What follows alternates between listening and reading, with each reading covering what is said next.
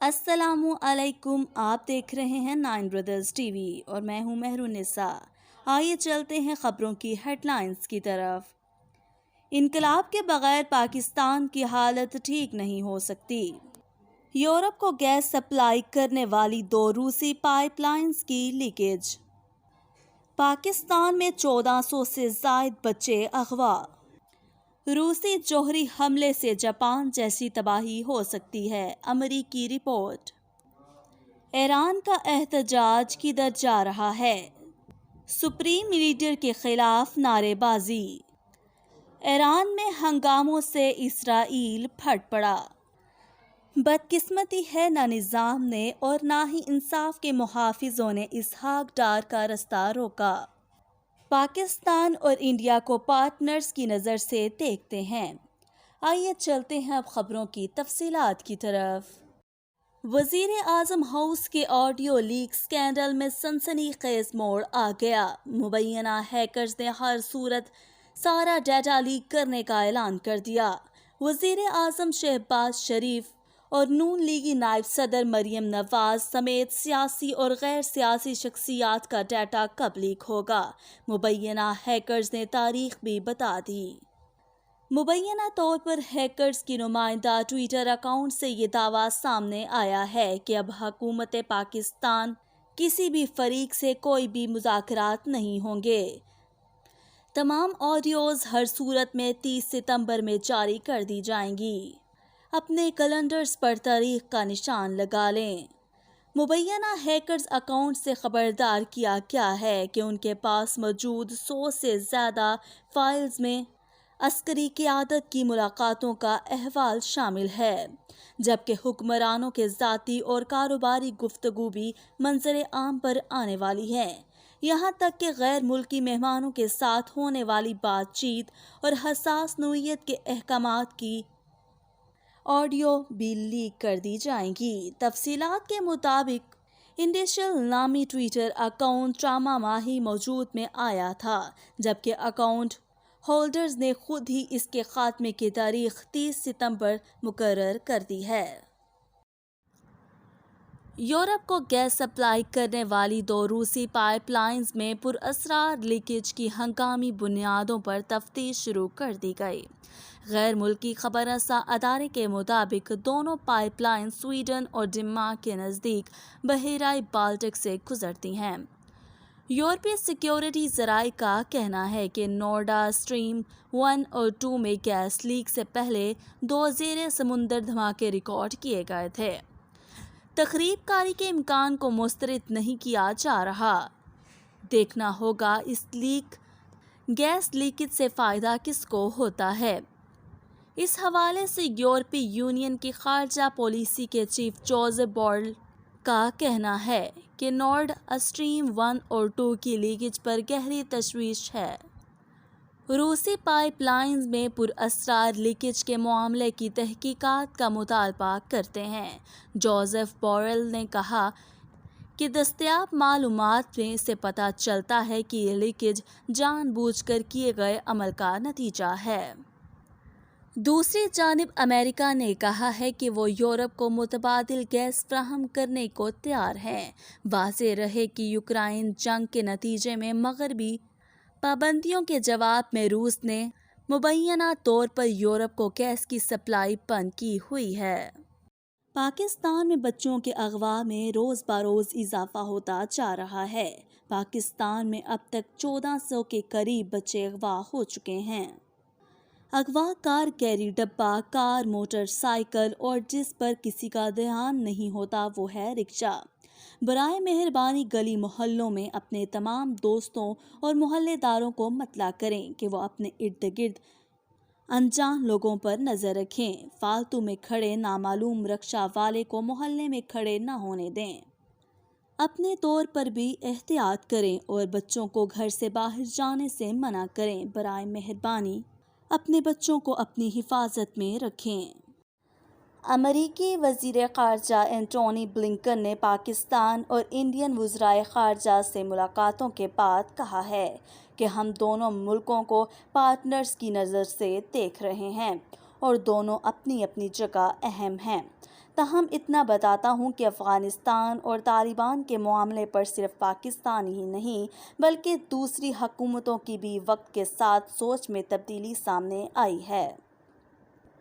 انہوں نے بتایا کہ کابل میں طالبان کے کنٹرول سنبھالنے کے بعد پاکستان میں جو حکومت آئی ہے اسے بات کر رہے ہیں اور اس کی ایک سے زائد وجوہات ہیں۔ اگر افغانستان میں بد امنی ہوتی ہے اور تشدد پھیلتا ہے تو یہ پاکستان کے مفاد میں ہوگا اور نہ ہی ہمارے۔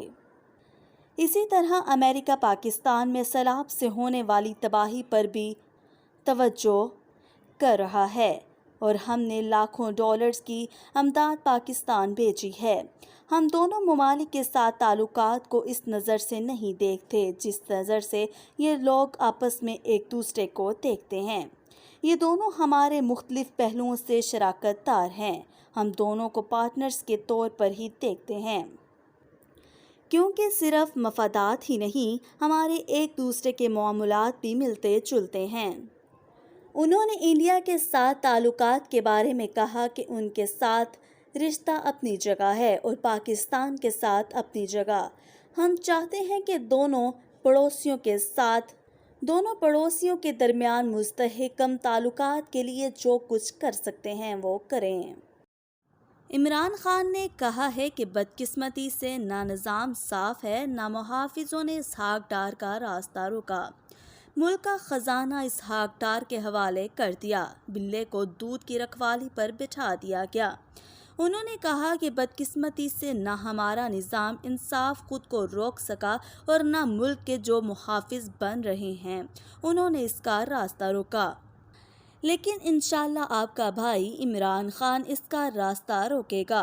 انہوں نے مزید کہا کہ مولوی ڈیزل اسلام کو بیچ رہا ہے، کرسی کے بدلے ان سے جو مرضی ان کے مرضی کا فتویٰ لیا جا سکتا ہے، اسے دیکھ کر لوگ اسلام سے دور ہو جاتے ہیں۔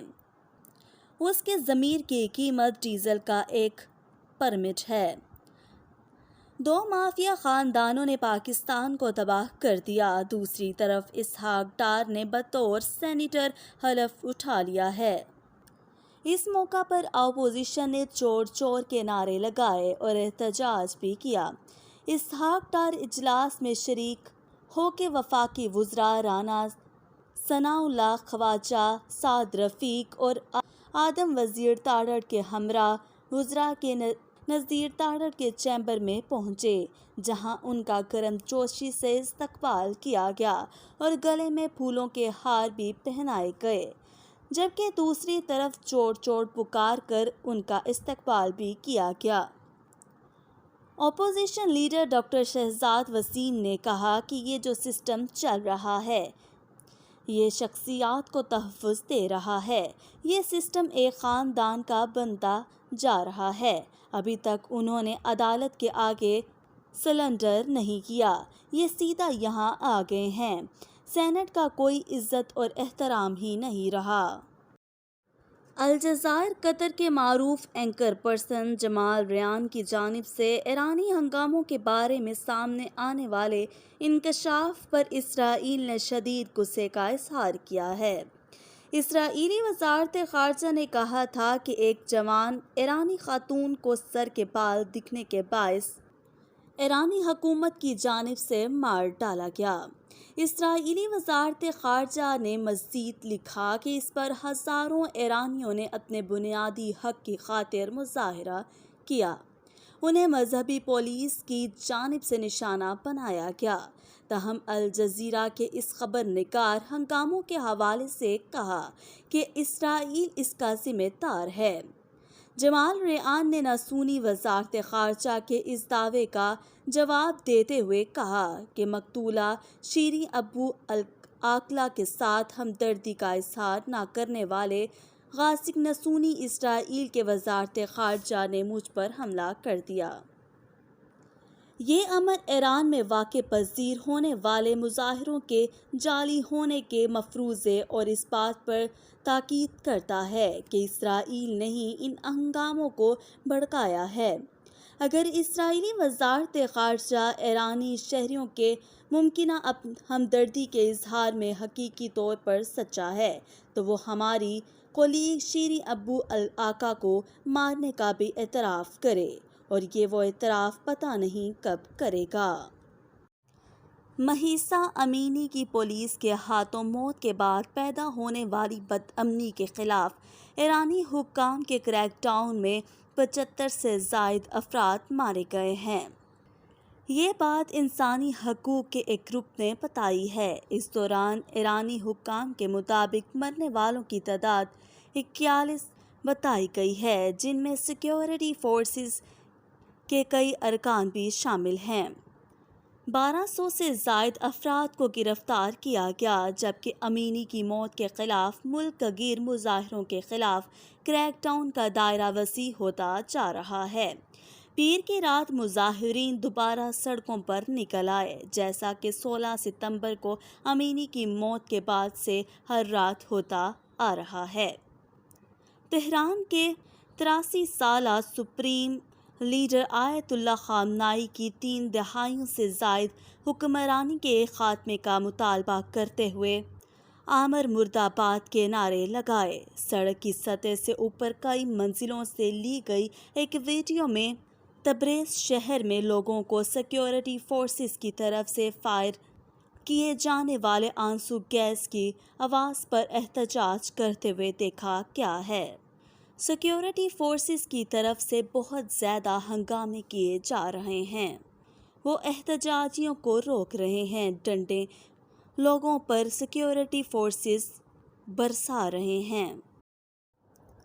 روسی صدر پیوٹن کی یوکرائن میں فوجی کارروائی کے دوران جوہری ہتھیاروں کے استعمال کی دھمکی کی روشنی میں CNN کی رپورٹ میں کہا گیا ہے کہ اس کے جوہری ہتھیاروں کے نظام میں 4477 جوہری وارڈ ہیڈ شامل ہیں۔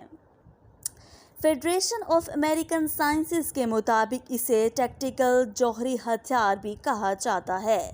صدر پیوٹن نے ایک بار پھر دھمکی دی ہے کہ وہ جوہری ہتھیاروں کو تبدیل کر دیں گے، اور غالباً جسے ٹیکٹیکل جوہری ہتھیار کہا جاتا ہے۔ گزشتہ ہفتے ایک تقریب میں انہوں نے خطاب کرتے ہوئے کہا تھا کہ ہمارے ملک کی علاقائی سالمیت اور روس اپنے عوام کے دفاع کو خطرے کی صورت میں یقینی طور پر اپنے پاس موجود تمام ہتھیاروں کے نظام کو استعمال کرے گا، اور یہ کوئی چال نہیں ہے۔ روس کا سب سے طاقتور جوہری وارڈ ہیڈ 400 سے 500 کلو ٹن کے درمیان دھماکہ خیز طاقت کا حامل ہے، اور اسے پورے شہروں کو تباہ کرنے کے لیے ڈیزائن کیا گیا ہے۔ ٹیکٹیکل ہتھیاروں کے کم دھماکے کے حوالہ کسی حد تک گمراہ کن ہے، کیونکہ 10 سے 100 کلو ٹن بارود کی دھماکہ خیز قوت اب بھی بڑے تباہی پھیلانے کے لیے کافی ہے، جیسا کہ 1945 میں جاپان میں بالترتیب تقریباً 15 اور 21 کلو ٹن ڈینامائٹ کے برابر تباہی پھیلی تھی، جس میں ابتدا میں تقریباً 35,000 اور 70,000 افراد مارے گئے تھے، جبکہ دسیوں ہزار بعد میں خارج ہونے والی تابکاری سے اپنی جان سے ہاتھ دھو بیٹھے تھے۔ جوہری ہتھیاروں میں اصل فرق اور دھماکے کے معیار میں نہیں ہے، بلکہ ان کے اہداف میں ہے۔ اس میں کوئی فرق نہیں ہے۔ اگر روس نے ایک دھماکہ کیا تو کیا ہوگا؟ سابق سوویت یونین کے ٹیکٹیکل جوہری ہتھیاروں کا ایک بڑا ذخیرہ بنایا ہوا ہے اور اسے برقرار رکھا ہوا ہے۔ ٹیکٹیکل جوہری ہتھیاروں کا استعمال ارد گرد کے علاقوں میں شہروں کی اموات کو محدود کر سکتا ہے۔ مثال کے طور پر نیٹو کے اتحادی پولینڈ اور سلووینیا کے درمیان زمینی سرحد، جو کہ روس کے پڑوسی بیلاروس سے الگ کرتی ہے، وہاں ٹیکٹیکل جوہری ہتھیار کا استعمال صرف سینکڑوں شہریوں کی اموات کا سبب بن سکتا ہے، لیکن حقیقت اس سے بہت دور ہونے کا امکان ہے۔ ٹیکٹیکل جوہری ہتھیاروں کے استعمال پر مشتمل تنازع تیزی سے قابو سے باہر ہوتا جا رہا ہے، جس سے 90 ملین سے زیادہ افراد ہلاک اور زخمی ہوں گے۔ آج کے لیے بس اتنا ہی، کل ملیں گے نئی خبروں کے ساتھ، تب تک کے لیے اللہ حافظ۔